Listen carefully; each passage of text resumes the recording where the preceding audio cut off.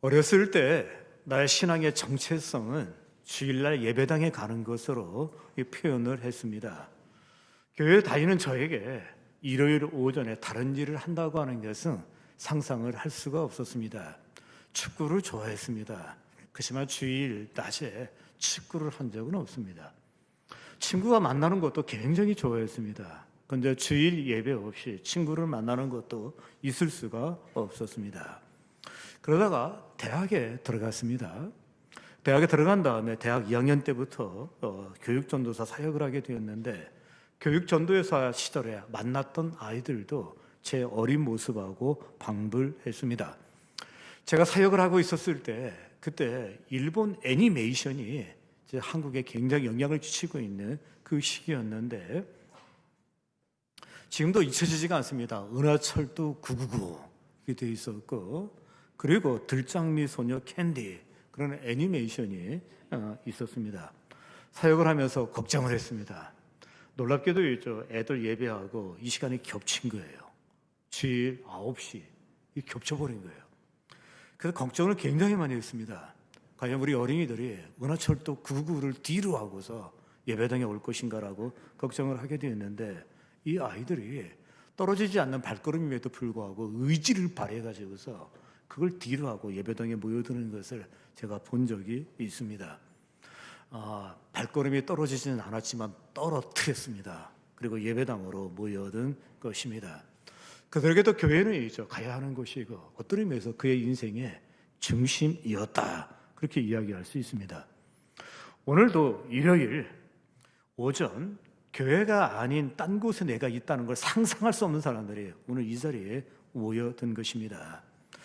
그렇다면 여러분, 교회가 왜 교회이고 또 왜 성도들에게 이 교회는 중심이 되어야 합니까?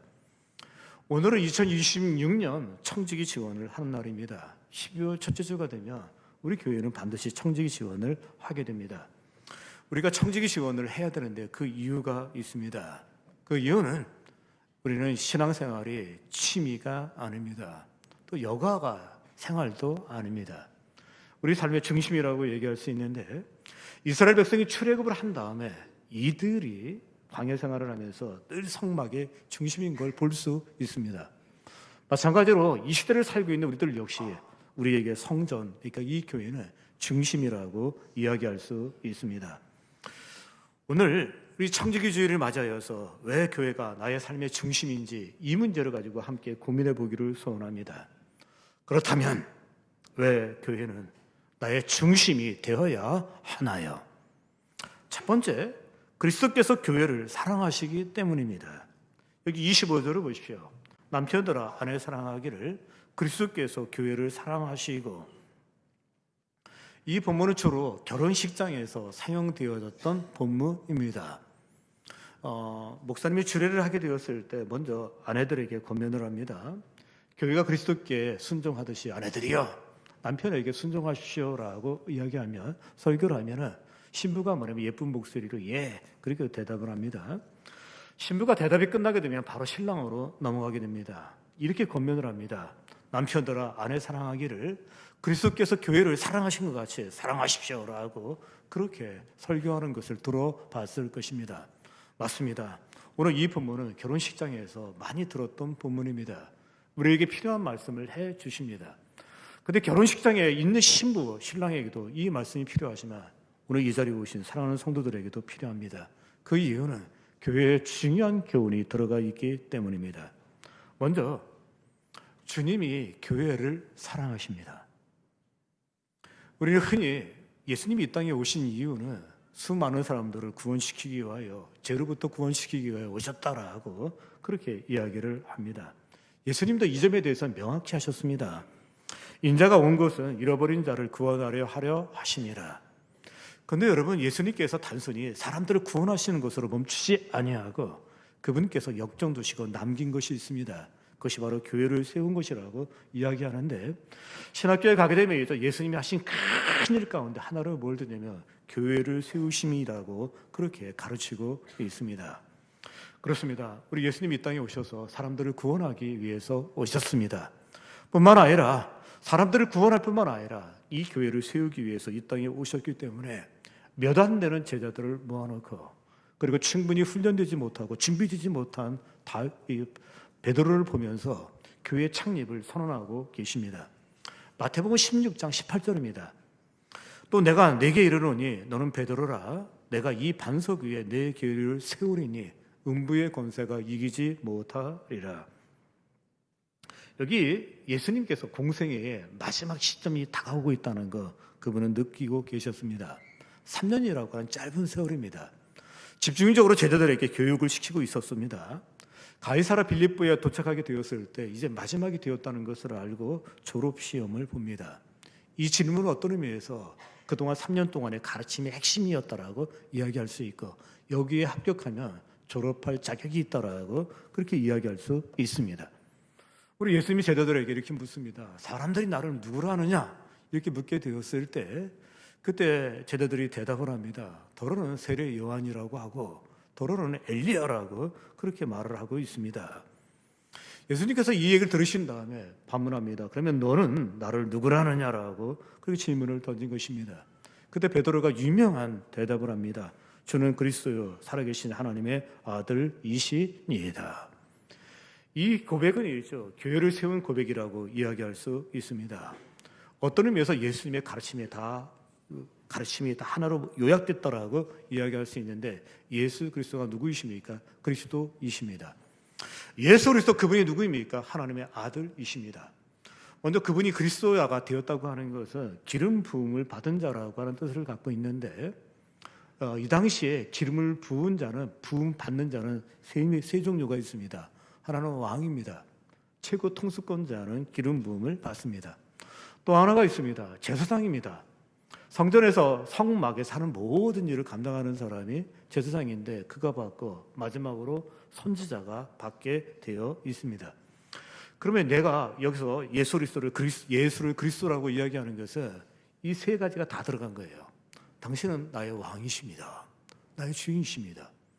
당신은 선지자이십니다. 당신은 입술을 통해서 하나님의 음성을 듣고 하나님의 말씀을 들을 수 있습니다. 당신은 제사장이십니다. 하나님과 우리 사이의 중보자이시며 또 다리이십니다라고 얘기하는데 이 세 가지가 뭐겠습니까? 그동안 예수님이 가르쳐진 핵심이었다라고 이야기할 수 있습니다. 맞습니다. 그분은 왕이십니다. 그분은 제사장이십니다. 그분은 선지자이십니다. 그분은 우리를 다스리십니다. 우리에게 말씀을 주십니다.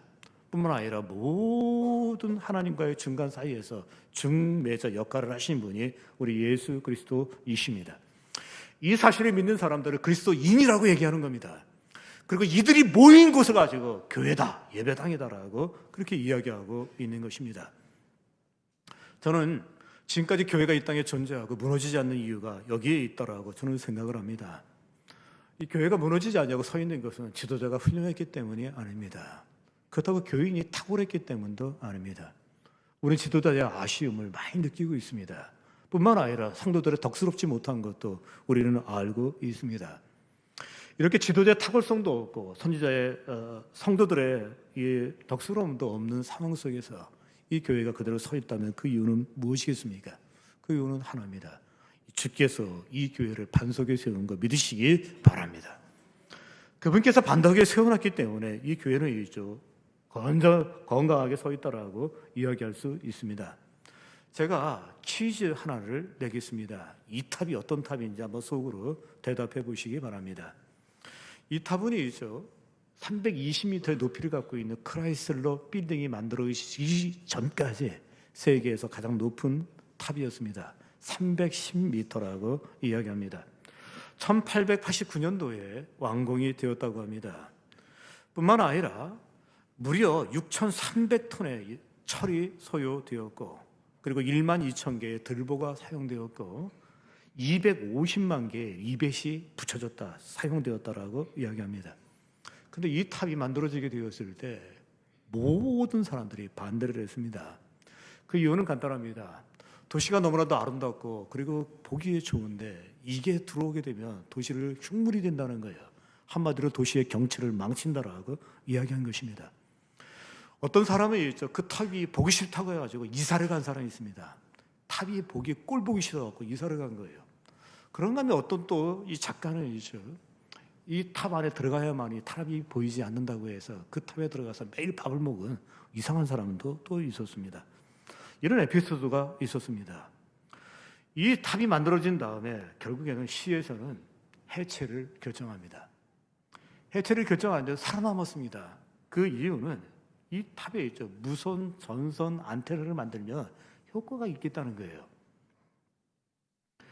이 탑은 계속 욕을 먹었는데 그 이유는 뭣도 없다라고 얘기하고 테러리스트들이 뻑하면 있죠. 폭파하겠다라고 이야기하고 그것도 부족해가지고 죽으려고 하는 사람이 여기서 죽는 거예요. 그래서 자살자가 350명이랍니다. 사람이 하도 죽으니까 있죠. 그거 부셔야 되고 없애라고 이야기했습니다. 근데 어쨌든 간에 살아남았습니다. 그런데 그 탑이 지금은 어떻게 되었습니까? 세계 제일의 유명한 탑입니다. 첨성대를 모르는 사람 많습니다. 근데 이 탑을 모르는 사람은 없습니다. 이 도시의 아름다움에 극치라고 얘기하고 수많은 사람들이 그 도시에 오는 이유 중에 하나는 이 탑을 보기 위해서 오고 있습니다. 이 탑이 바로 에펠탑입니다. 그리고 에펠탑은 에펠이라고 하는 사람이 만들었기 때문에 에펠탑이라고 그렇게 이야기를 합니다. 제가 오래전에 이 스토리를 접하면서 꼭 교회 닮았네 그런 생각을 했습니다. 교회가 처음 만들어지게 됐을 때 온 세상이 반대를 했습니다. 그리고 흥분했습니다. 뿐만 아니라 수없이 많은 비난과 그리고 핍박을 한 것을 성경을 통해서 보게 됩니다. 그럼에도 불구하고 이 땅의 교회에 무엇입니까? 구원의 방주인 것 믿으시기 바랍니다. 진리의 등대로 남아있는 것을 기억하시기 바랍니다.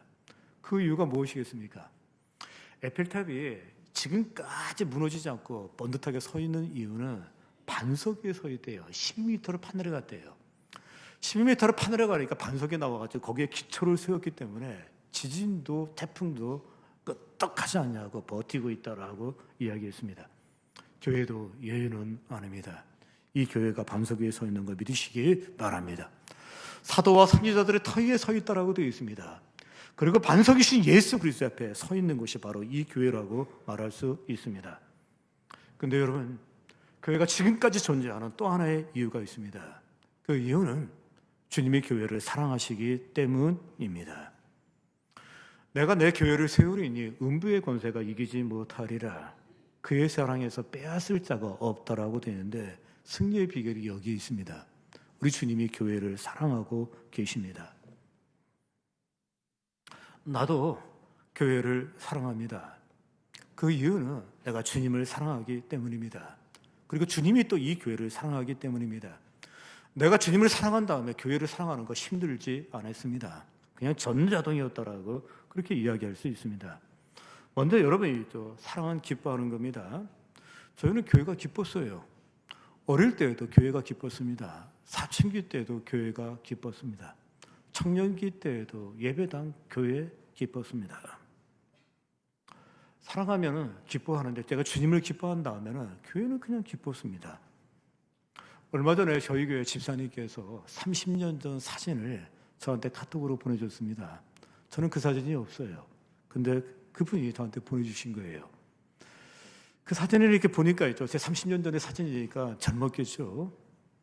그때 그 사진 보니까 인물이 괜찮았어요. 지금보다 훨씬 낫어요. 근데 제가 그 사진을 보면서 제 얼굴이 눈에 들어온 게 아니라 제가 우리 아이를 안고 있는 거예요. 근데 그 아이가 손가락을 이렇게 빨고서 제 품에 있는 것이었습니다. 제가 그 아이를 사랑하기 때문에 그 사진을 보고서 너무 웃음이 나오는 거예요. 그래서 여러분 모양실에 앉아가지고 그 사진 보면서 휘쭉휘쭉 웃었어요. 왜 웃었냐면 사랑은 기뻐하는 거예요. 아이를 사랑하니까 그 사진을 보면서 너무너무 기쁜 거예요.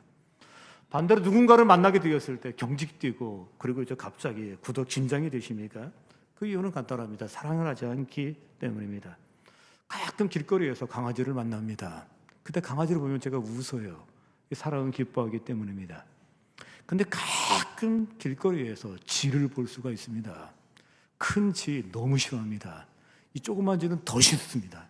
이 쥐새끼라고 하지 않습니까? 새끼. 이것들은 더 싫은데 아주 끔찍합니다. 개들이 따라올까 봐 겁나서 무조건 도망갑니다. 왜 그렇습니까? 사랑하면 기뻐해요. 사랑하면 또 귀하게 여깁니다. 사랑하면 자식과 관계되는 모든 것이 기쁘다라고 얘기할 수 있는데 우리 아이의 책가방이 있습니다. 그 책가방 안에 들어간 건 뻔합니다. 교과서가 있습니다. 필통이 있습니다. 그리고 물통이 있습니다. 오르다가 보니까 또 똑같은 책가방이 있습니다. 우리 아이의 책가방은 아니에요. 내용물도 똑같습니다. 책이 들어가 있습니다. 필통이 들어가 있습니다. 그리고 크레용도 들어가 있습니다. 또 뭐가 물통도 있습니다. 근데 여러분, 내가 사랑하는 아이의 가방과 내가 사랑하지 않는 아이의 가방은 다릅니다. 느낌이 달라요. 우리 주님께서 교회를 귀하게 여기십니다. 그리고 사랑하십니다. 그렇다면 우리가 교회를 사랑하는 것은 당연합니다. 개중에 이렇게 말씀하신 분이 계십니다.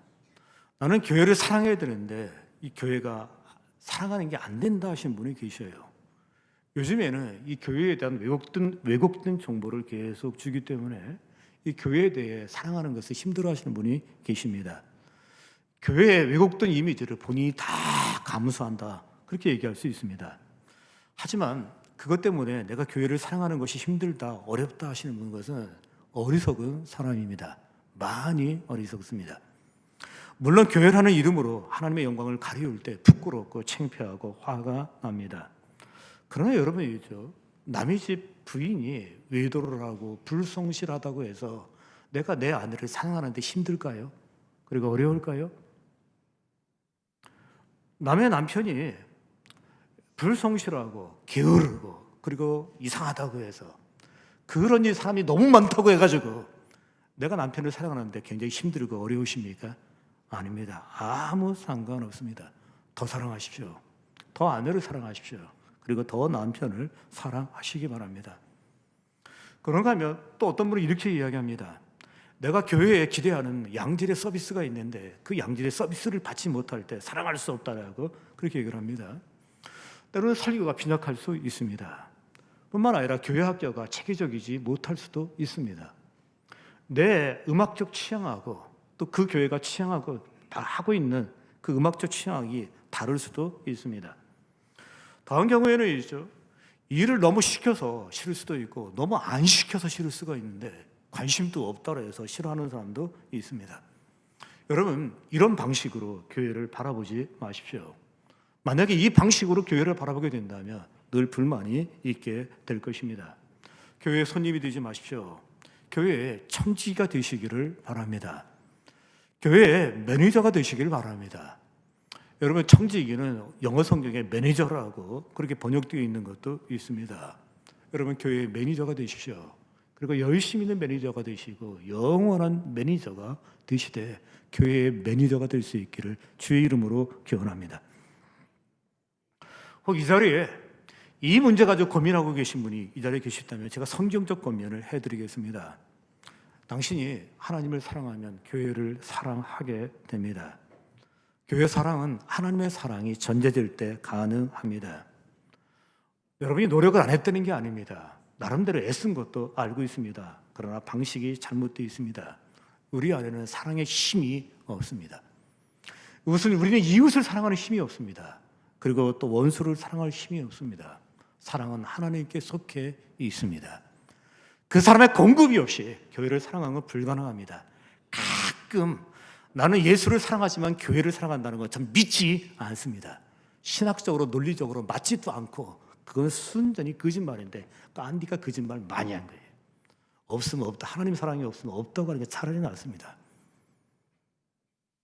그렇다면 여러분이 주님을 사랑하십시오. 주님을 뜨겁게 사랑하십시오.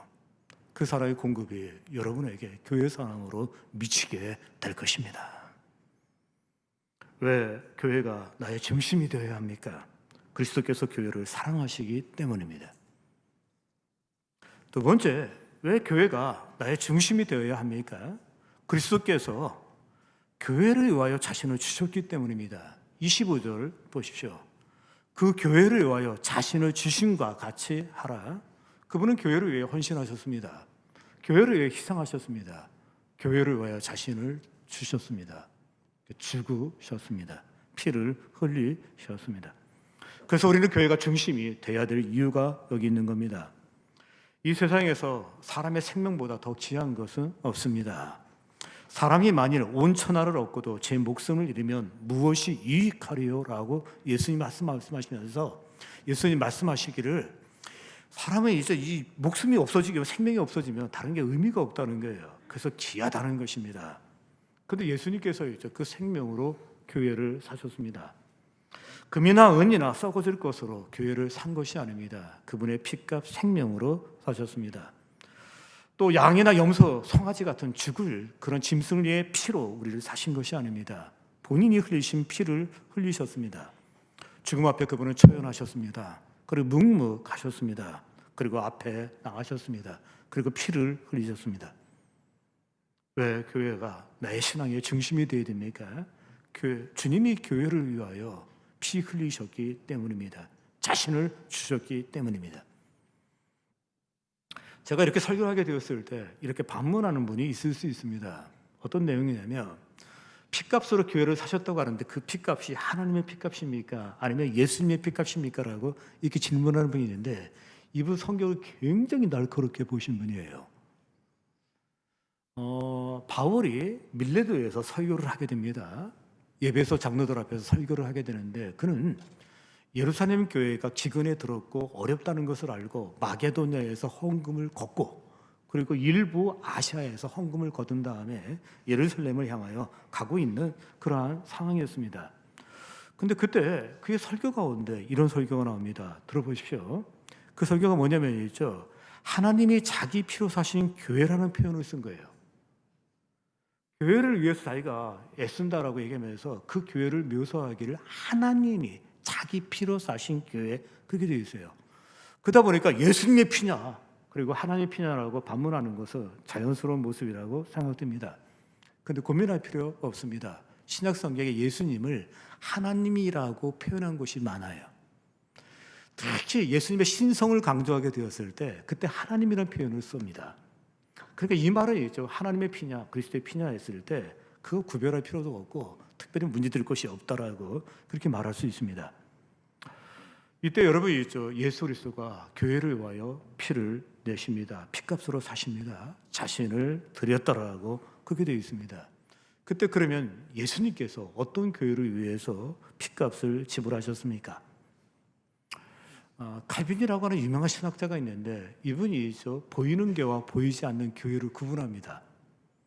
진짜 교회는 보이지 않는 교회, 그리고 하나님이 인정한 교회, 그리고 보이는 교회는 우리 하림 교회 같이 고린도 교회 같이 이렇게 몰려 있는 거, 쌀볼이 아니면 그리고 뭡니까 가라지가 함께 알곡과 가라지가 함께 있는 교회, 이걸 보이는 교회라고 그래요. 그러면 여러분 여기서 교회를 위해서 자신의 피값을 피를 흘리셨다고 되어 있는데 자기 피로 사신 교회라고 되어 있는데 이 교회가 어떤 교회일까요? 보이지 않는 교회일까요? 보이는 교회일까요? 두 개 다입니다. 먼저 예배소 교회 장로들이 교회가 얼마나 중요한지를 알기를 원했어요. 그래서 하나님이 피로 사신 교회 그렇게 얘기를 한 거예요. 그러면 예배소 교회가 어떤 교회냐라고 얘기했을 때 예배소 교회는 여러분이 잘 아는 것처럼 거짓말하는 사람이 있어요. 가끔 있죠. 예수 믿었을 때 거짓말하냐는데 거짓말하면 안 돼요. 있어요. 그거 가지고 실족하시면 있죠. 그거는 뭐냐면 스스로에게 넘어진 거예요. 그 예수님이 있다고 그래요. 그다음 도둑질하는 사람도 있어요. 그래서 예배소 교회 도둑질하지 말고 일을 열심히 해서 남에게 돕는 사람이 되라라고 그렇게 권면하고 있습니다. 이 원래 완벽하지 않은 교회, 그 교회를 어떻게 했습니까? 자신의 피값으로 사셨다라고 되어 있습니다. 그렇습니다.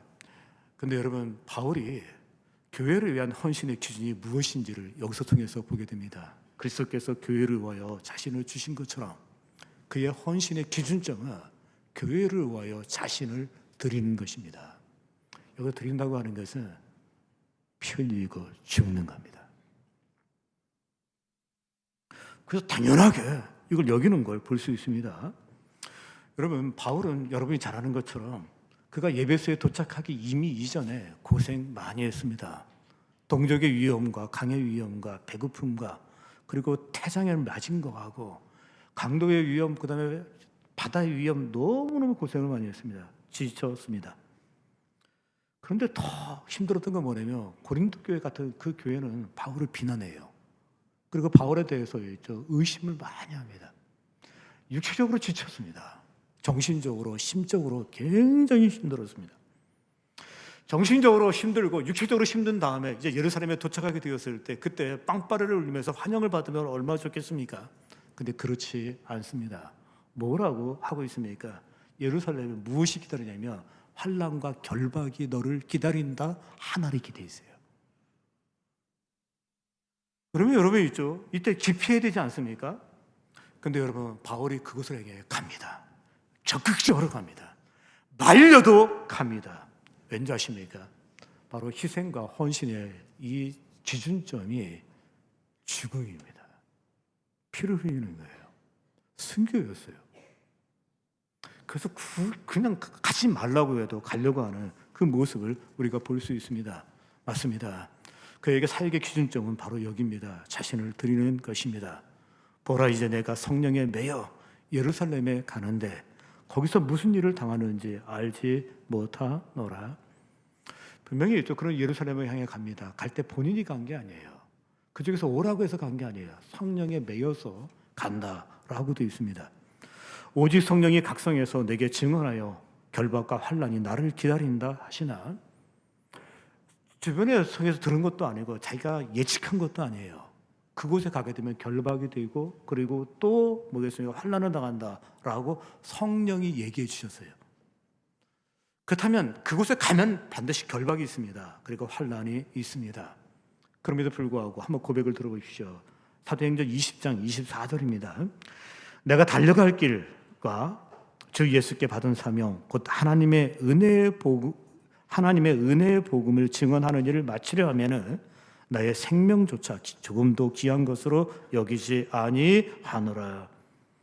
우리가 잘 알고 있는 말씀입니다. 우리 이 고백을 통해서 그의 희생의 기준점을 볼 수 있습니다. 자신을 드리는 것입니다. 그가 우리를 위하여 목숨을 버리셨으니 우리도 형제를 위하여 목숨을 버리는 것이 마땅하도다.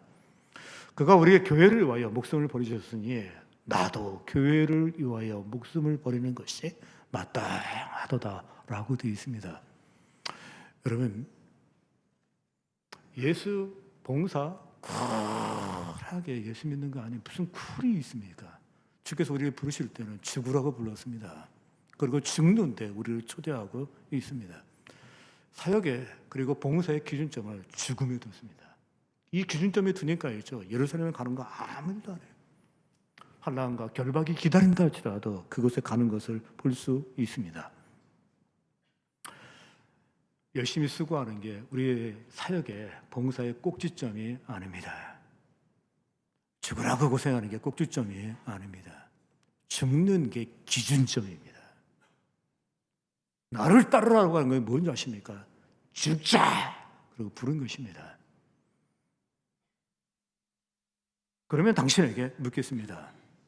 그러면 당신에게 그리스도는 누구인가요? 그분이 주인이 되셨나요? 그리고 구세주가 되셨나요? 만약 그분이 예수 그리스도가 주인이라고 고백했다면, 구세주라고 고백했다면, 그렇다면 헌신에 대한 기준을 여기에 맞추십시오. 교회를 위하여 자신을 지신과 같이 하라. 그분이 주인 된 사람 모든 사람에게 해당되는 것입니다. 교회를 위하여 자신을 지신과 같이 하라. 사역의 기준입니다. 근데 여러분, 이렇게 산 사람은 인생을 산 다음에 후회하지 않습니다. 허무주의에 빠지지 않습니다. 인생의 거의 끝자락에 공허하지도 않습니다. 아니 20, 30대에 그냥 이저 살아서 무엇하나 그러지 않습니다. 솔로몬처럼 있죠. 헛되고 헛되니 모든 것이 헛되다라고 고백하지 않습니다. 그렇게 탄식하지 않아요. 혹 여러분이 아시는 그 팝 가수 가운데 록 전설이라고 얘기하는 엘비스 프레슬리를 여러분 알고 계십니까? 이 사람은 약물 중독으로 죽으면서 이렇게 외쳤습니다. 난 만족이라는 것을 배우고 싶다. 그는 젊은 날에 죽습니다. 그가 죽게 되었을 때 그의 부인이 한 얘기입니다. 한번 들어보십시오. 이 땅에 사는 인생의 목적을 모르고 산 사람입니다. 그는 이 땅에 사는 어떤 중요한 목적이 있을 것이라고 생각했습니다. 아마 설교하는 목사가 되어야 하는지 모르겠다. 누군가를 섬기는 사회봉사자가 되어야 할지도 모르겠다. 불쌍한 사람을 위한 어떤 기관을 지어야 할지도 모르겠다라고 생각했습니다. 하지만 한 번도 하나님 앞에 진지하게 엎드려 내 인생의 목적이 무엇인지를 묻지 못했습니다. 그러면 휩쓸려 삽니다. 기도로 보십시오. 연출가들이 계획해 주는 대로 무대에 섰고, 무대에 서면 노래를 하고 춤을 추고 천중들은 환호했습니다. 공연이 끝나면 공허감이 밀려오기 시작했습니다. 약물을 복용해야만 했습니다. 이 사람은 죽게 되었을 때 세 가지로 고민합니다. 하나는 약물, 두 번째는 비만, 세 번째가 변비입니다. 변비. 그가 죽게 되었을 때 이 조사를 하지 않습니까? 그때 시신을 부검하게 되는데, 그 부검하게 되었을 때 대변이 20kg가 나왔다고 그래요. 4개월치 대변이 그에게 쌓여 있었다라고 그렇게 이야기하는 것입니다. 그는 인기도 있었습니다. 명예도 있었습니다. 부도 있었습니다. 근데 인생에 주인이 없었어요. 결국 주인이 없다 보니까 너무 공허했습니다. 공허하고 어떻게 했습니까? 뭔가를 채워야 되지 않습니까? 약물로 채웠습니다. 그 사람은 먹는 거로 채웠어요. 물론 알코올도 채웠습니다. 그 사람이 무슨 햄버거를 만들어서 그렇게 먹었다고 그래요. 버터 햄버거를. 어마어마하게 먹었는데 체중이 100kg 넘었다고 하는데 그 중에 20kg는 똥이었다. 그렇게 얘기를 했습니다. 그래서 정말 고통 가운데 비참하게 죽게 됩니다. 자신을 줄 대상이 없었어요. 늘 교회를 사랑하고 교회를 아끼고 교회를 세운 우리의 신앙 선배들의 고백이 있습니다. 그게 바로 450장입니다. 저는 이상하게 저희 어머니한테 트라우마가 있어요.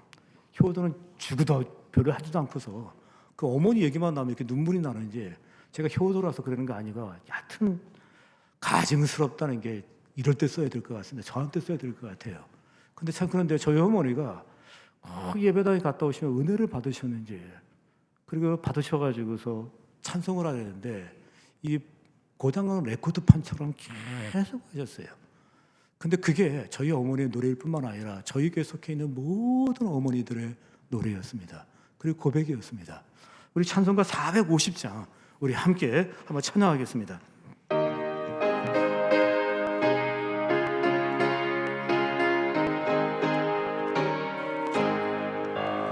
내 평생 손이 갚을 주의 일 얻어냐, 이 세상이 변하는 날 주 앞에 가리라. 금같이 헛된 세상 일 취할 것 무엇냐, 이 수고함 많아요 헛된 것뿐일세.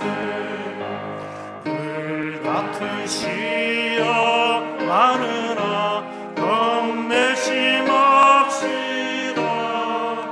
그 수에 걷는 그 신이 이기고 남겠네. 금보다 귀한 믿음이 참 법에 되도다. 이 신림 있는 사람들 다 복을 받네. 살같이 빠른 강음을 주위에 아끼세. 없는 범함을 바치고 힘써서 일하세. 아멘. 아멘.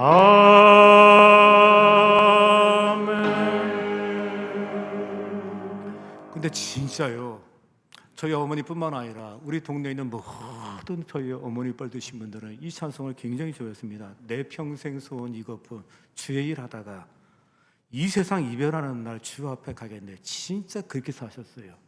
그래서 그분들이 교회를 만들었어요. 그래서 이 찬송을 부를 때마다 그렇게 사셨던 분들 다 머릿속에 스쳐가고 있습니다. 5절이 이렇게 되어 있습니다. 살같이 빠른 광음을 주위에 아끼세. 온몸과 마음을 바치고 힘써서 일하세. 시계는 우리를 착각하게 만듭니다. 달력도 우리를 착각하게 만듭니다. 마치 내가 영원할 것처럼 착각을 줍니다. 다시 원위치 되고 또 원위치고 다시 시작하기 때문입니다. 달력도 예의는 아닙니다.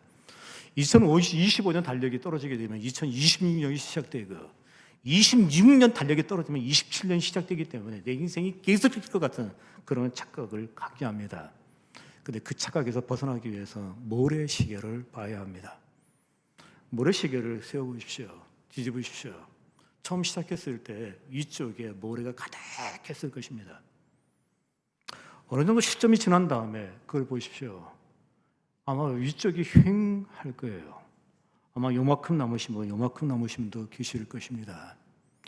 당신 속지 마십시오. 당신의 시계, 인생은 모래시계입니다. 자세히 보십시오. 위쪽이 휑합니다. 아무것도 안 남으신 분들이 많아요. 곧 다 소멸되고 말 것입니다.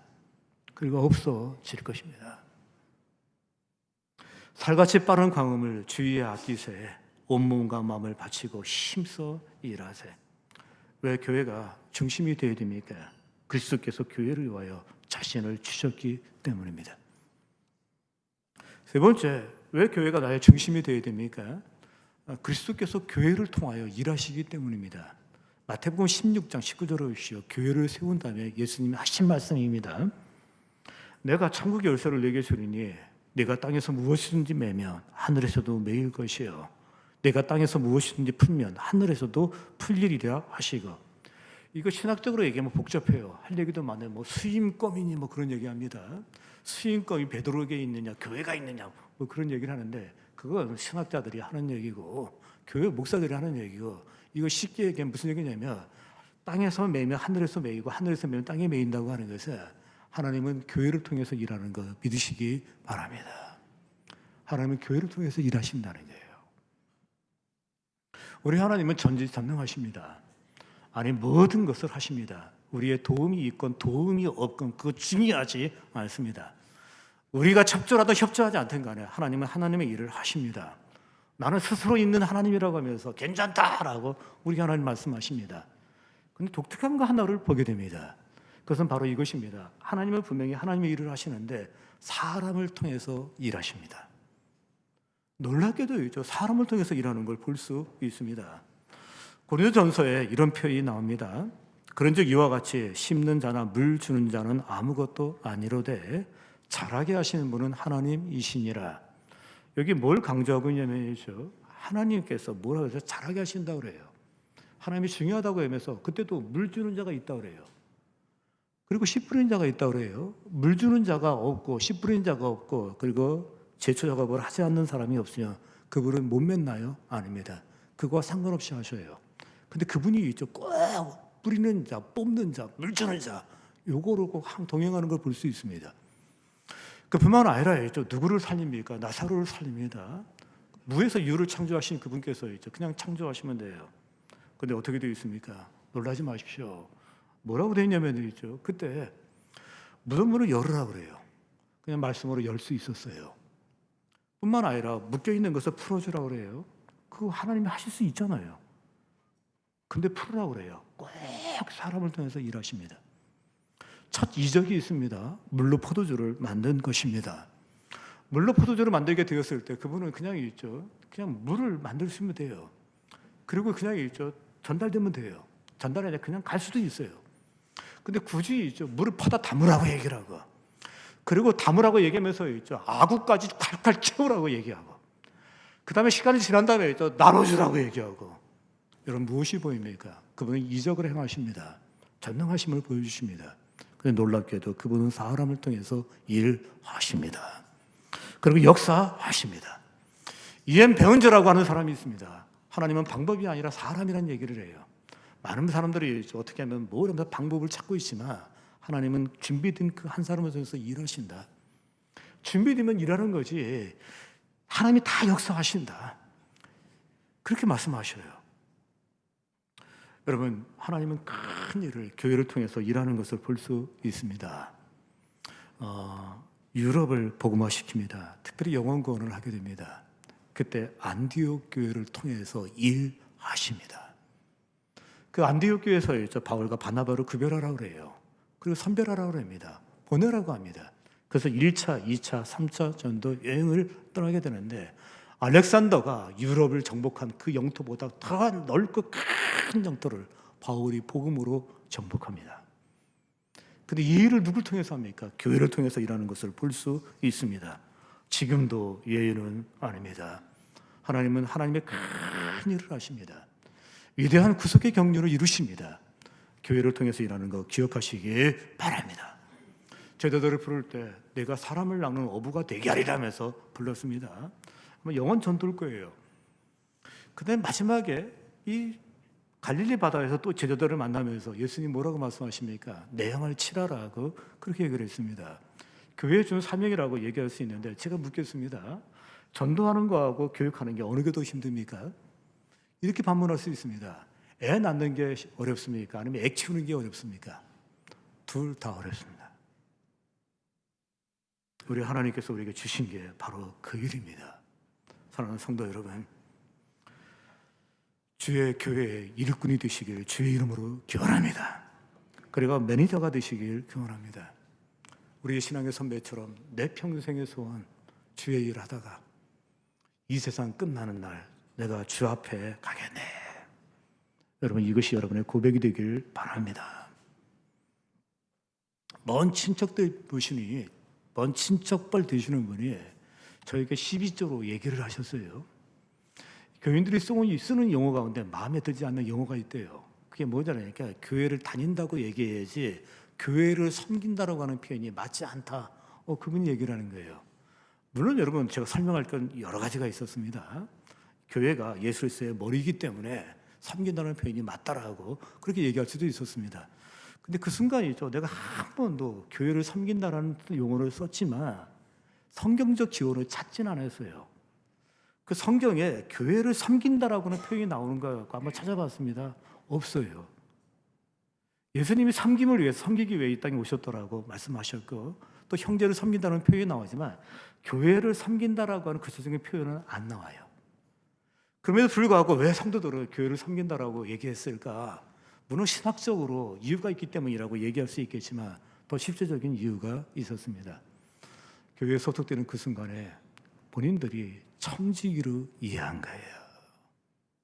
나는 교회의 청지기로 생각한 거예요. 청지기로 이해했기 때문에 교회를 섬긴다라고 하는 표현을 썼는데, 사랑하는 성도 여러분, 우리 2026년도에 질 잃은 청지기가 하나도 없기를 주의 이름으로 기원합니다. 삐딱선을 탄 청지기 하나도 없기를 기원합니다. 우리 모두 다 온전하고 충성스러운 청지기로 다 나설 수 있는 우리 하나님께 성도님 되시길 다시 한번 주의 이름으로 기원합니다. 기도하겠습니다.